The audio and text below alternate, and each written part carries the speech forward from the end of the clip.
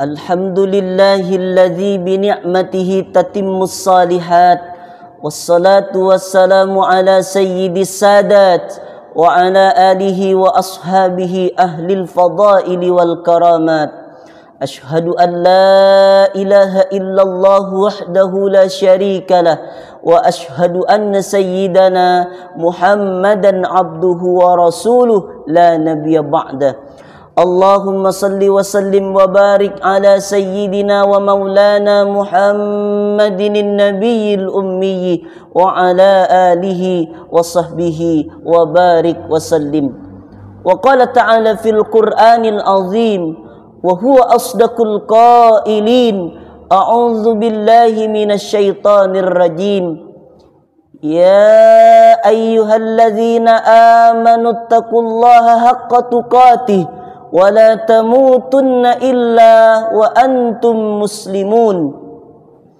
Wa qala ta'ala fi ayatil ukhra ya ayyuhalladzina amanu taqullaha wa qulu qawlan sadida yuslih lakum a'malakum wa yaghfir lakum dhunubakum wa man yuti'illaha wa rasulahu faqad faza fawzan 'azima.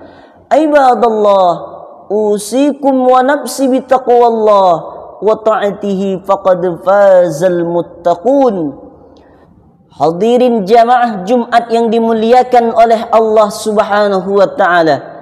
Ketika umur seorang hamba itu sudah memasuki umur 40 tahun, maka memperbanyak bertaubat kepada Allah Subhanahu wa taala. Perbanyak kita untuk introspeksi diri, memperbaiki diri kita untuk menjadi seorang muslim yang beriman kepada Allah, lebih baik lagi menjalani kehidupan di atas dunia ini. Kita juga tentu menyadari bahwa wafat, meninggalnya seseorang itu tidak mesti ditandai berumur 40 tahun.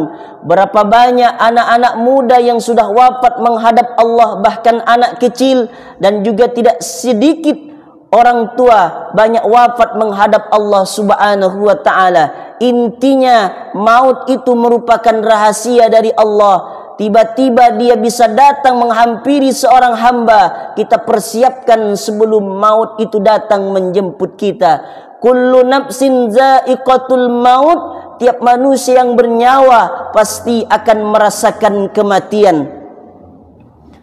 La tazulu qadama 'abdin yaumal qiyamah. Nanti di hari kiamat kaki seorang hamba itu tidak akan bergeser sedikit pun di hadapan Allah Subhanahu wa taala, hatta yus'ala an arba'i salin, sampai ditanya hamba itu dengan 4 pertanyaan oleh Allah Subhanahu wa taala. Di antaranya yang akan ditanya oleh Allah, an umrihi fima afnah, umur yang diberikan oleh Allah kau habiskan untuk apa, dipakai untuk apa, akan ditanya oleh Allah Subhanahu wa taala dari hamba itu.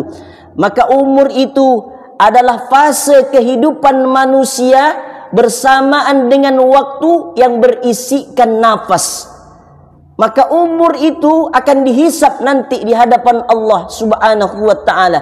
Tiap detiknya, tiap menitnya, tiap minggunya, tiap bulannya, tiap tahunnya, itulah adalah umur yang bersama hidup dengan manusia. Usia yang diberikan oleh Allah Subhanahu wa taala akan dihisap, akan dituntut di hadapan Allah Subhanahu wa taala. Beruntunglah seseorang hamba yang umurnya dihabiskan untuk salat. Beruntunglah seorang hamba yang umurnya dihabiskan untuk baca Al-Quran, salat berjamaah di masjid, memperbanyak istighfar, bersalawat, berzikir, mengagungkan Allah Subhanahu wa taala.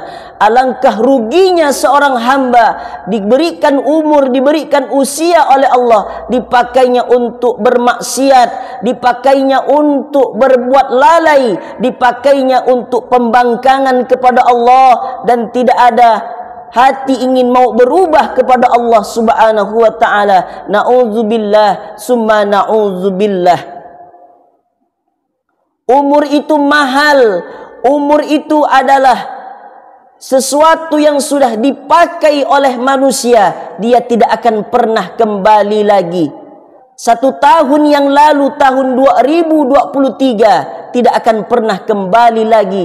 Dan kita sudah berhadapan dengan tahun 2024. Pakailah umur itu untuk memperbanyak hadir majlis taklim, menimba ilmu agama, menuntut kebaikan-kebaikan yang nanti akan dijadikan penolong di hadapan Allah Subhanahu wa ta'ala. Umur itu sangat mahal. Umur itu lebih mahal daripada harga mutiara yang cantik, yang sangat bagus. Umur yang diberikan oleh Allah jangan disia-siakan. Maka kata Imam Al-Ghazali dalam kitabnya, kata Rasulullah sallallahu alaihi wasallam, umur manusia itu paling lama, paling panjang 60 atau sampai 70.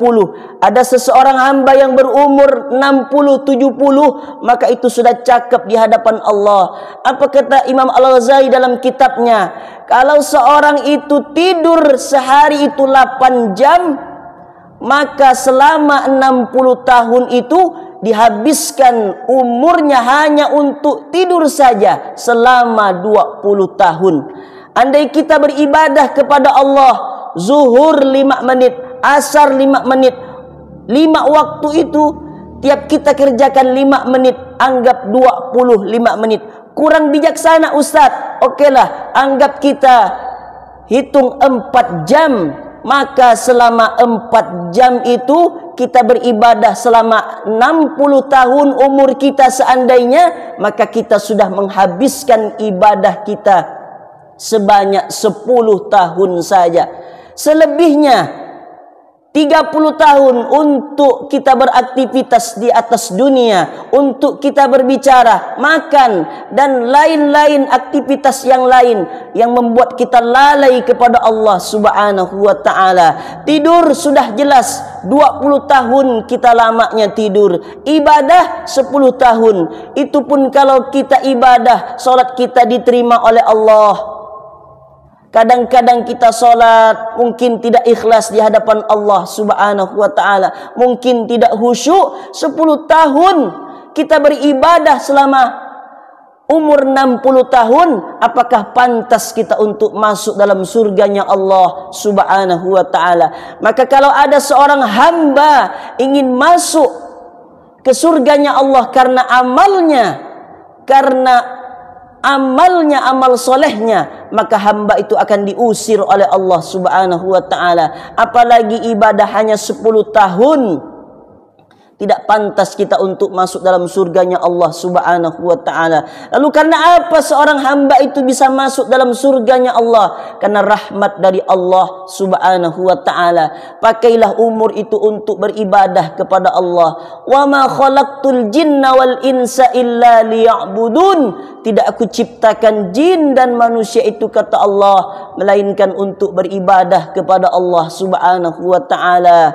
Beruntung seseorang yang di siangnya masih sempat istighfar kepada Allah, malamnya masih sempat membaca Al-Quran, subuhnya masih sempat untuk beristighfar membaca Al-Quran, solat subuh berjamaah, dipakai umurnya dalam ketaatan kepada Allah Subhanahu wa ta'ala.